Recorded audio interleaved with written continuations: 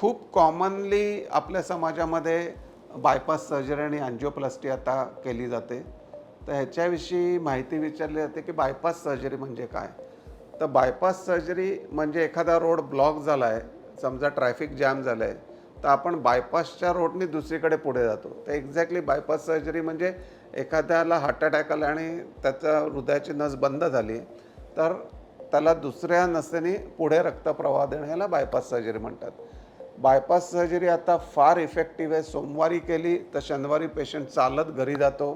त्याला कोणीही कोणाच्याही मदतीची गरज नाही. तो टॉयलेटला स्वतः जातो, जेवण स्वतः घेऊ शकतो आणि स्वतःच्या दैनंदिन ॲक्टिव्हिटीज स्वतः करू शकतो.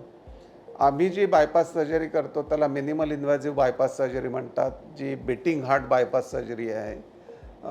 मिनिमल ॲक्सेस बायपास सर्जरी वेगळी आहे, जी छातीच्या साईडनी केली जाते आणि मिनिमल इन्व्हेसिव्ह बायपास सर्जरी आहे, जिथं हार्ट लंग मशीन अव्हॉइड केलं जातं. कॉम्प्लिकेशन्स हे हार्ट लंग मशीनने असतात.